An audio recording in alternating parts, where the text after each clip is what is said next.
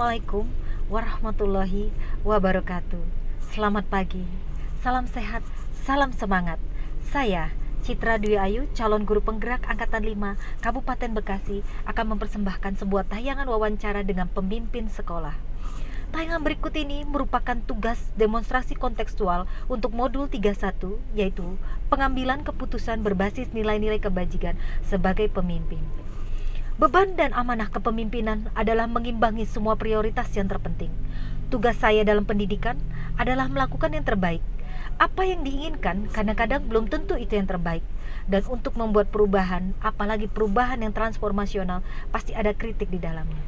Sebelum mengambil keputusan, tanyakan apakah yang kita lakukan berdampak pada peningkatan pembelajaran murid. Berikut merupakan kutipan kalimat dari Menteri Pendidikan dan Kebudayaan Republik Indonesia, Bapak Nadiem Makarim. Bapak Ibu sekalian, sebagai seorang pemimpin pembelajaran atau pimpinan sebuah institusi, tentu kita menghadapi pengambilan keputusan setiap harinya.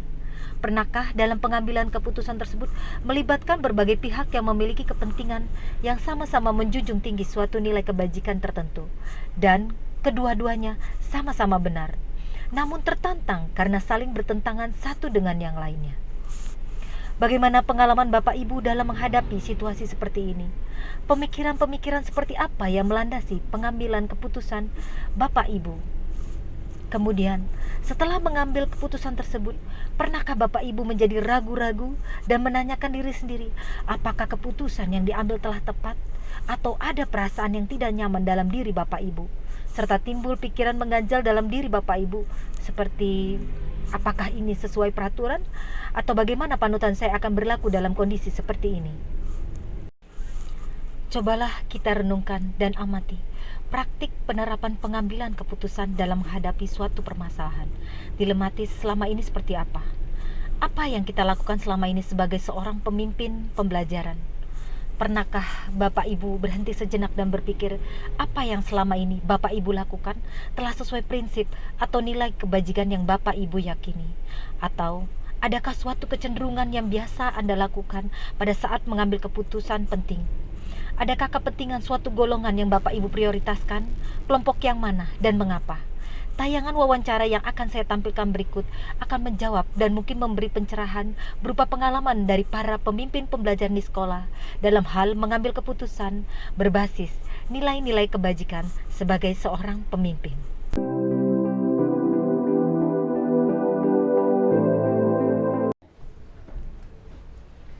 Selamat siang Bapak Damio. Selamat siang Ibu Citra Lestari. Sehat Bapak? Alhamdulillah, berdoa Ibu. Ya, alhamdulillah hari ini saya ada agenda untuk wawancara Bapak kaitan dengan tugas saya sebagai guru penggerak modul 3.1. Saya harap Bapak bisa membantu saya untuk menjawab pertanyaan-pertanyaan yang kebetulan memang kaitannya dengan ilmu kepala sekolah ya Bapak ya. Ya, mudah-mudahan saya bisa jawab. Kalau nggak bisa jawab, saya minta maaf ya Bu ya. Ya Pak, sama-sama. Oke, saya langsung ke pertanyaan pertama ya Bapak. Iya, monggo, silahkan. Jadi nanti ini akan saya rekam, tapi ini hanya akan dilihat oleh fasilitator kami dan oleh PI kami ya, pembimbing kami, PP kami. Jadi insya Allah aman Pak apa yang disampaikan di sini. Terima kasih, nggak usah masuk ke YouTube Ibu ya. Oh iya, siap Bapak. Yeah. Jadi gini Pak, selama ini bagaimana Bapak dapat mengidentifikasi kasus-kasus yang merupakan dilema etika? Ya, kalau bagi saya pribadi Mbak, ya yang namanya dilema etika itu pasti dianggapnya semuanya sama-sama benar dan baik. Tapi kan biar gimana pun juga kita punya background. Mereka siapa ada di antara dua orang yang melakukan pelanggaran etika itu pasti kita sudah bisa antisipasi. Dan apabila ternyata mereka saya nilai tidak punya etika yang baik, jelas saya tidak akan percaya lagi dengan orang yang sudah kami berikan kepercayaan. Oh ya, baik Pak. Kemudian selama ini bagaimana Bapak menjalankan pengambilan keputusan di sekolah Bapak, terutama untuk kasus-kasus di mana ada dua kepentingan yang sama-sama benar atau sama-sama mengandung nilai kebajikan?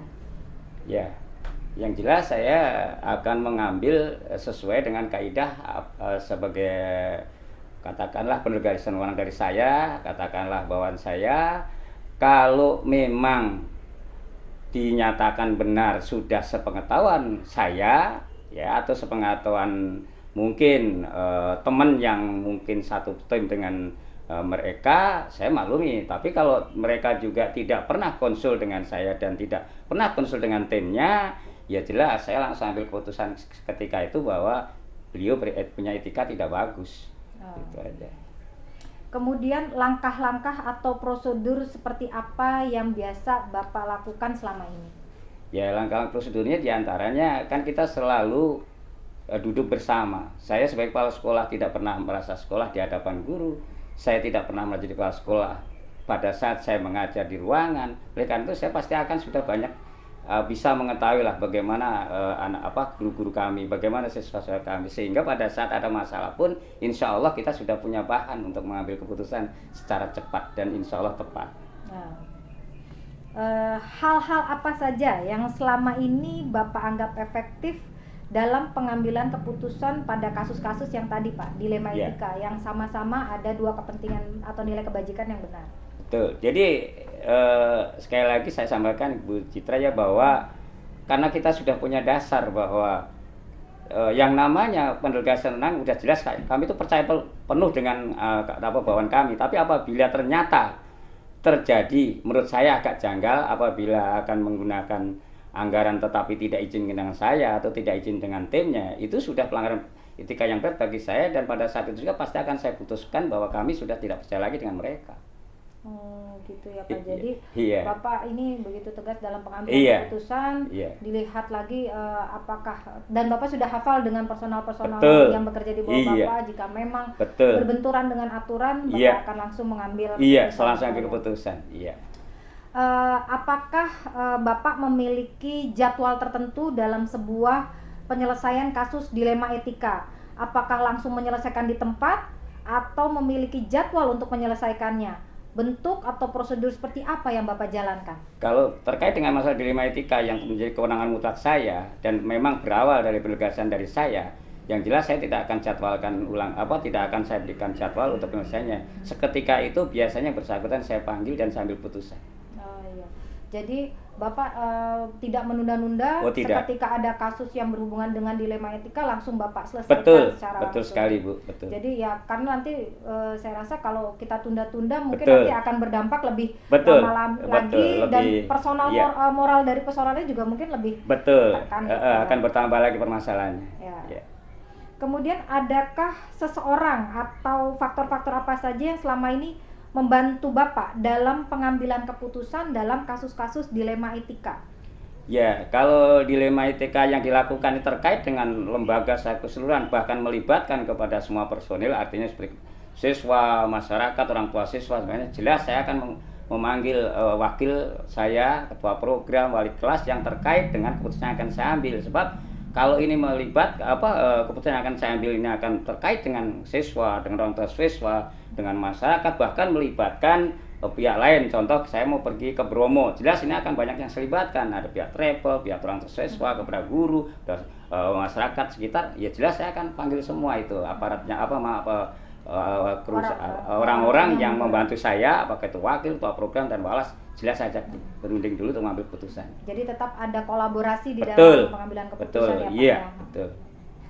Dari semua hal yang telah Bapak sampaikan, pembelajaran apa yang Bapak dapat petik dari pengalaman Bapak sendiri tentang pengambilan keputusan yang berkaitan dengan dilema etika tadi Pak?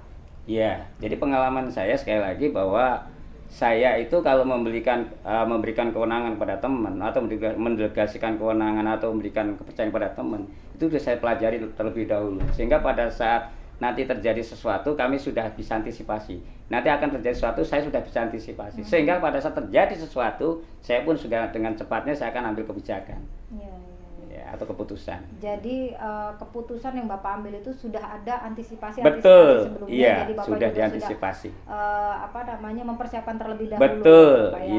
Ditambah lagi dengan kolaborasi dulu sebelumnya dengan guru-guru yang lain, Wakaset, atau Kapro. Betul Bu. Baiklah Bapak, saya rasa ini cukup mencerahkan juga dan menjadi berbagi pengalaman dengan saya Pak selaku kepala sekolah baru di SMP PGRI Tambun. mudah-mudahan kedepannya kita bisa tetap Iya. bersinergi, bekerja Oke. sama. Iya, terima kasih Bu Citra sudah mempercayai saya untuk diwawancarai demi kebaikan pendidikan nasional di Indonesia, terutama pada anak bangsa di SMK Bintang Selatan. Hanya barangkali ini sebagai tambahan aja pengalaman saya Ya. pribadi. Siap, Bapak. Apabila Ibu nanti menjadi kepala sekolah SMK, yang jelas Ibu sebagai manajer SMK beda dengan manajer SMP. Kenapa saya katakan demikian? Karena kalau SMK swasta di Bekasi dengan persaingan yang sangat ketat ini, maka kepala sekolah harus mau menjadi babu. Ya. Ya, kalau kepala sekolah SMA negeri, SMP negeri, itu saya no comment karena lihatnya duduk manis saja sudah Ya. akan berjalan dengan sendiri. Tapi kalau untuk khususnya SMK ya Bu, Ya. untuk SMK swasta ya, Mhm. saya sudah ngobrol dengan saudara saya yang ada di Pocongmau namanya Pak Aceh, Pak Aceh, ya. bahwa jadi kepala sekolah harus siap dan mau Ya. jadi babu. Contoh saya sendiri, saya suka nganter anak PKL, nganter anak mau training kerja. Saya juga sering berkunjung ke orang tua siswa, bahkan keliling SMP sekitar SMK Bintang Selatan. Alhamdulillah kami saat ini sudah mendapat kepercayaan dari masyarakat yang tadinya tahun sebelumnya 2 tahun berturut-turut hanya mendapat murid 60-an siswa, sekarang alhamdulillah 112 siswa kami Ya, dapatkan. alhamdulillah. Terima kasih Bu Ya, Citra atas perhatian sama-sama, pada kami. Bapak. Semoga saja nanti ke depannya akan menjadi manajer atau pemimpin di SMK yang lebih sukses daripada saya. Amin, amin, insya Allah Bapak. Iya. Saya terima kasih sekali Bapak. Iya, sama-sama Ilmunya banyak Ibu. sekali. Iya, sama-sama Ibu.